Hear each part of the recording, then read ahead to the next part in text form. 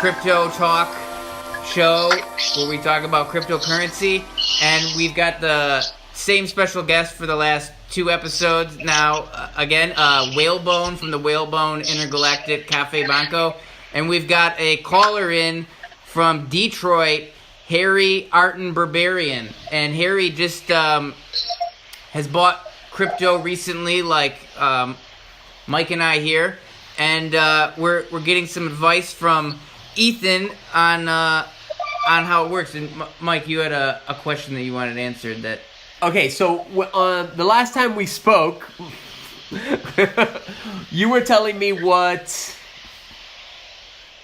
proof of stake coins that are proof of stake. You said, yeah, proof of stake. And Bitcoin is an example of proof of work. And proof of work was great in the beginning, but then people started changing the hardware what was that and word? building Crypto fork? Basically weaponizing electricity to make more money, doing proof of work mining. And proof of work is basically a lottery system where each of the nodes on the network are guessing, and it's called hash. They're guessing data numbers, or they're guessing data in strings of numbers and sending it in to see, hey, did I win the lottery? And if they win, they get the block. And the winning number is also data that could be confirmed by all the other nodes. So it was the earliest way that cryptocurrency was able to prove that they were a benevolent node. But one of the issues with it is that it takes up a lot of electricity because people keep adding and adding. There's an incentive to build larger and larger, faster, more powerful mining equipment. And ultimately that does affect the final price of that cryptocurrency and could be part of the reason why Bitcoin is so expensive. However, proof of stake is the next style of hashing where... Hey, are you guys still there? Yeah, we are. Here. We had a technical difficulty. You can continue, Ethan. Sorry about that. I know I was rambling there. Sometimes I give you too much information. You're not rambling. No, we're. Yeah, let me know. Let me know if I'm mansplaining. I'll do my best not to. But the key to proof of stake is that your mining power is based in how many coins you have in your wallet and how long your wallet has been connected to the network. So proof of stake coins actually pay interest just for you putting coins in a wallet. You don't even have to have your computer running. But if you want to get the most bang for your cryptocurrency on your own computer, you keep your wallet open, you turn on staking, and you'll generate fractions of new coins daily. And as the value of these coins go up, it increases the amount of coin that you're getting paid. You know, I think Ethereum's great, especially if you're out to build projects and you want to have a stake of the new internet. But if you're just out to hold financial medium, grab proof of stake coins because they'll actually pay you to hold them. A lot of coins don't pay you to hold them, but proof of stake does. I don't understand. And all the payouts are generated within the algorithm, so they're based in math, and they're not corruptible. Proof of stake is great. Yeah, there's a bunch of them too. Oh yeah. So Ethan, what's your favorite proof of stake coin right now? Can we ask you that? Well, I'm glad you asked. This is not financial advice to buy this coin. But I primarily hold proof of stake coins, and I like proof of stake coins that also have masternode networks. So even though Terracoin is a proof of work coin, it also just added on, it's added to their network. They took Dash code, the coin Dash. They cloned Dash, added that to the network. It's a proof of work, proof of stake hybrid, but technically it's not proof of stake. It's a masternode coin. But they also have an Android wallet. They do private send, and they're working on atomic swap. So I think a Terracoin is incredibly undervalued. 42 million units at 40 cents. It's one of the original crypto. Like literally one of the first 20 crypto. So I love Terra coin. My favorite proof of stake coin is a coin called Triangles. It's under $4 million market cap, $2 million coin, only 103,000 in circulation right now.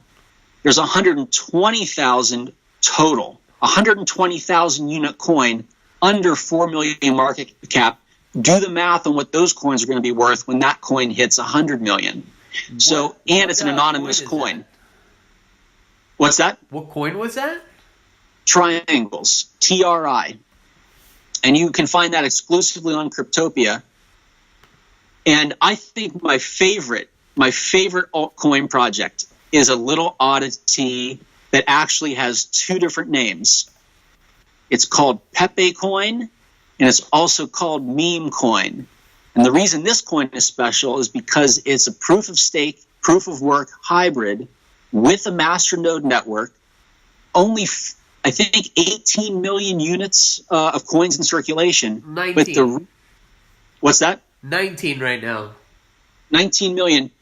What makes this coin particularly interesting is that it is the only existing clone of Counterparty, and it's called KEKDAK, and you probably haven't even heard of it.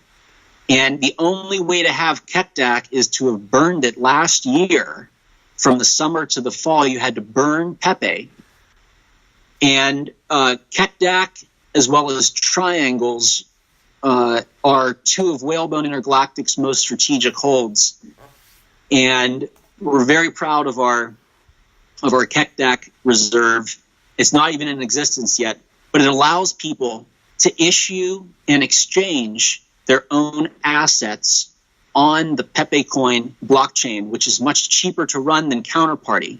And the reason this all exists is because people are working on a project to exchange memes.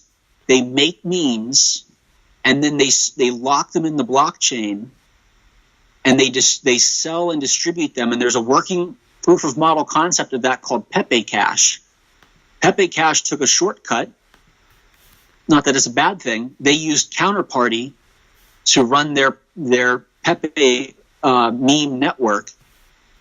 However, Bitcoin and Counterparty are incredibly expensive, so the cost of making transactions is really high. That's what makes Memetic, aka Pepe Coin, with the KEKDAK Counterparty clone, it makes it a very efficient alternative to exchange memes on the internet.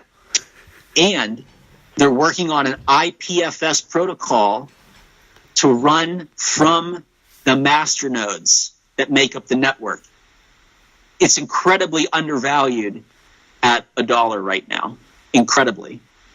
And the mining reward just halved, so we're only getting half the payout now. Is that for Pepe or for? That's for Pepe Coin, so not Pepe Cash. Let me make sure that we're on the same page. Basically, KEKDAK runs on Pepe, or Pepe runs on KEKDAK. KEKDAK runs on Pepe, and Pepe runs on Counterparty. No, Pepe runs on Pepe. Oh, Pepe is its own blockchain. Yeah, and they also called it Pepe Coin. Became a little controversial because the alt-right stole Pepe from the original artist, and it was linked to hate speech and things like that. But the people, the developers on Pepe Coin, from what I can tell, they're more interested in just freedom of expression and the ability to store data, any sort of data, on the internet ongoingly. Pepe Coin really does offer an alternative internet right out of the gate on the blockchain. It's a fascinating project, and most people wouldn't even look twice at it because it's got a goofy logo. The Pepe Coin. So the Pepe Coin is more than just these memes. These sarcastic. Google the visual image of a Pepe Coin. It's art, but it's a coin. Well, and there are all sorts of political messages that people make using Pepe iconography. Oh, that's like a frog, right? Yeah. Yeah. And Kek is the name of an Egyptian god that was a frog god. So Kekdak is a play on words that pays homage to Pepe and spoofs and trolls Wall Street's NASDAQ. I just love Kekdak. I really do. Kekdak is my favorite thing. How do you spell that? Kekdaq, but you won't find it on CoinMarketCap. If you want to look it up, go to memetic.ai. memetic.ai. Give me 1 second. And they'll mention Kekdak on there. They are going to have a second burn period. I thought that it was only going to be one. I burned a little too heavy on Kekdak, and had I known they had a second burn cycle, I would have waited a little more. Waited a little bit longer. What is burning again? There's mining. There's the proof of is mining is burning tied in to proof of stake? Is that what that is?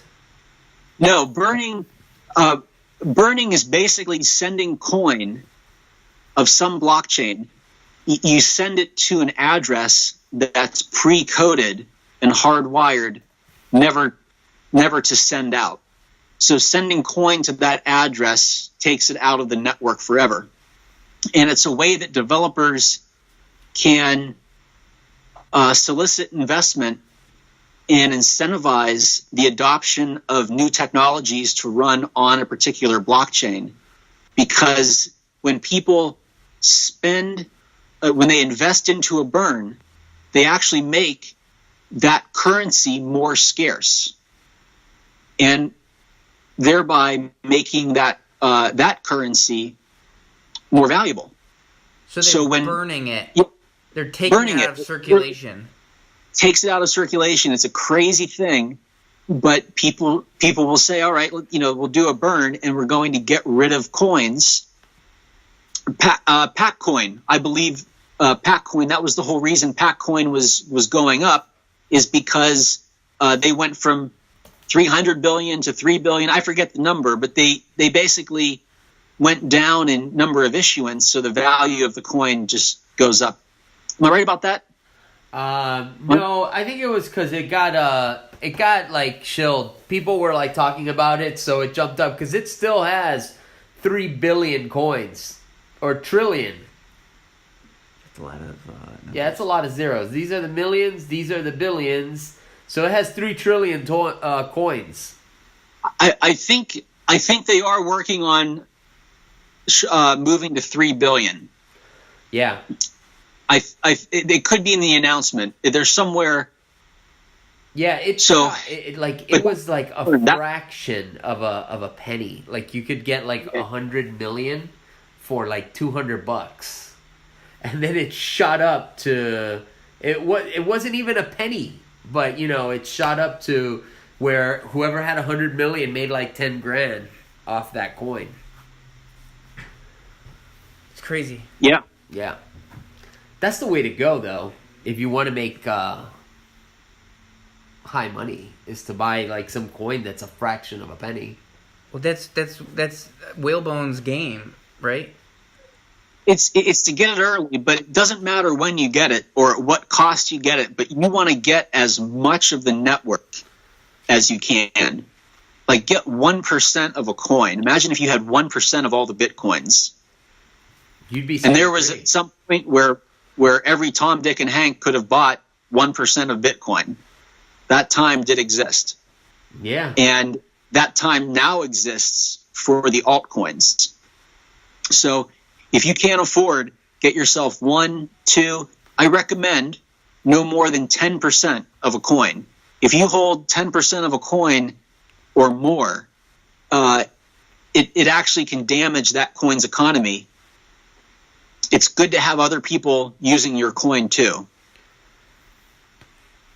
So, can we go back and recap on the Kekdak and the Pepe? So we just remain.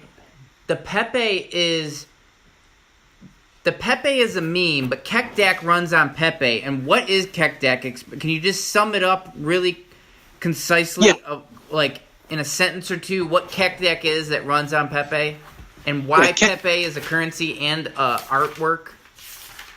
Yeah, maybe take more than 2 sentences, but for anybody that knows Counterparty, just to say that CryptoTalk is a clone of Counterparty says a lot. It literally is. It's an exact replica with just different name parameters, and it allows you to create your own assets, your own unique assets. You get to name something and give it a number of units, and it stores that data that defines your assets. It stores that data in Bitcoin or in Pepe. It stores it in the blockchain, and it links those assets to your address, and then allows you to sell those assets to other people on the network in Pepe or in Bitcoin, and then trade the ownership of those assets. And it's all done with Python. It's Python code that injects data into the Pepe coin blockchain and then reads that data later on. So each of those Pepe memes is an individual asset created. The Pepe frog memes are individual assets created in CryptoTalk.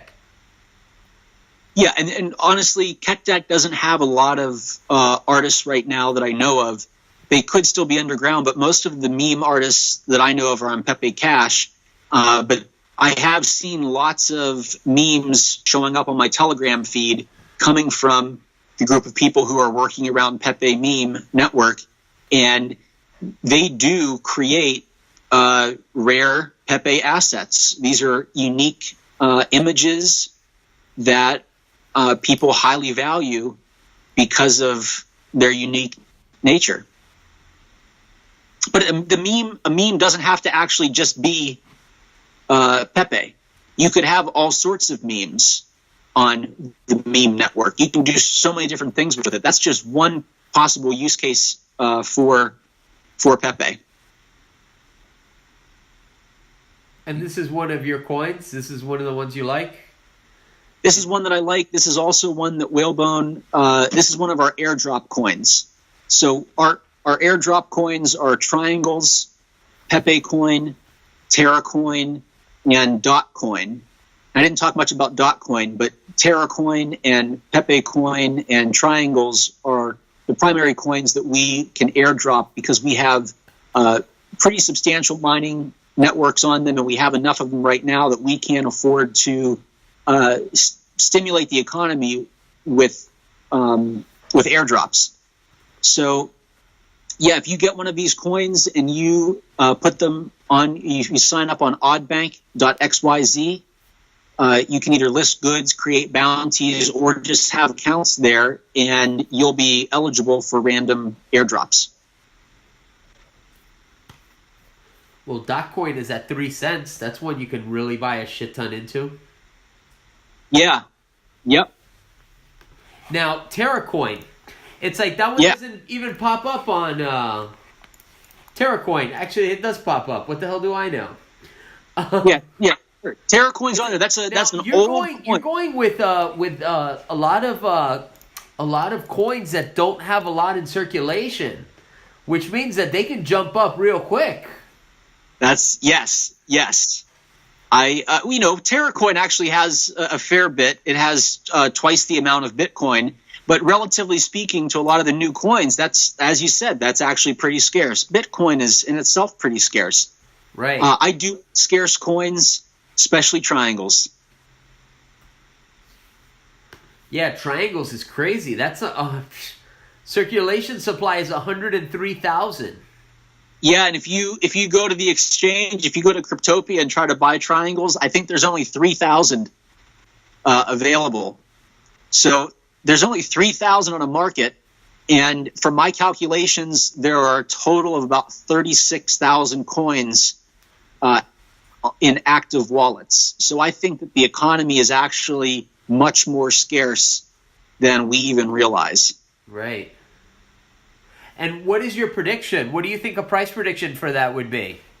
For Triangles? Yeah, for triangles.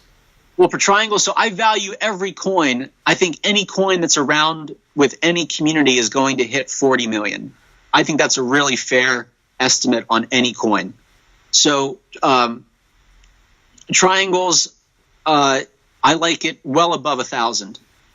But I think for this year, at least 100. It's going to hit 100 this year, and I can pretty much that because it doesn't take that many purchases to pump that coin. But what happens? And there are enough. So now you got a coin like this, because this is where I'm kind of new. You got a coin that has 103 circulating supply.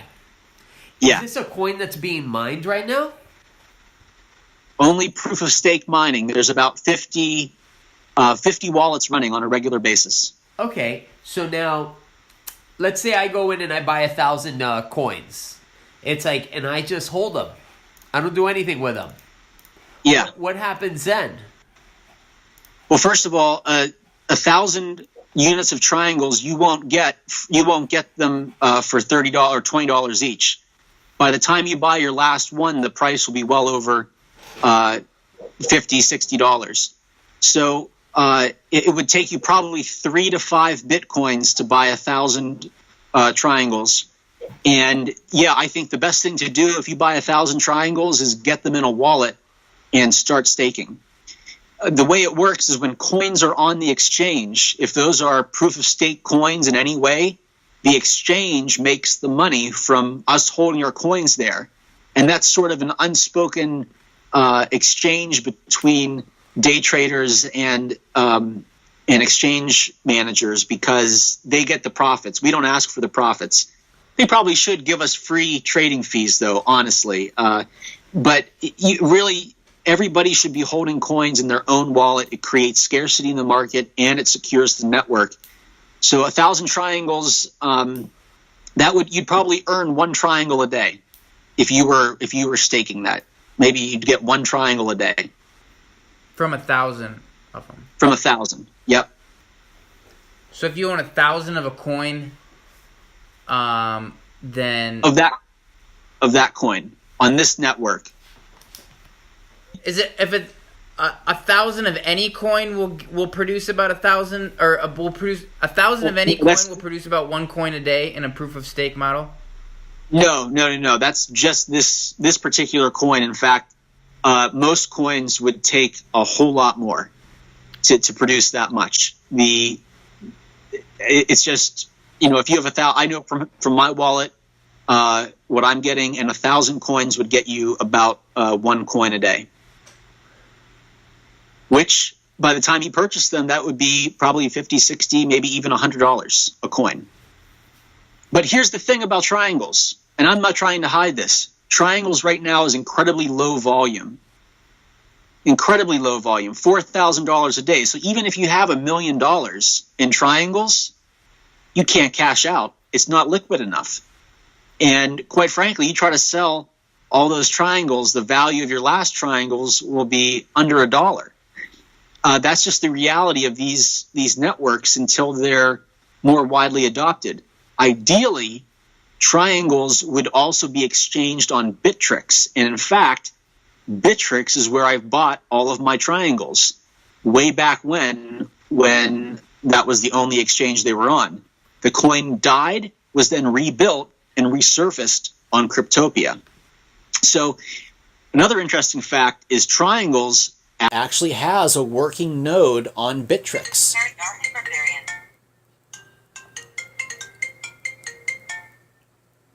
Bittrex is still mining triangles. That's the reality. Bittrex has triangles, and they're running triangles. Bittrex has them.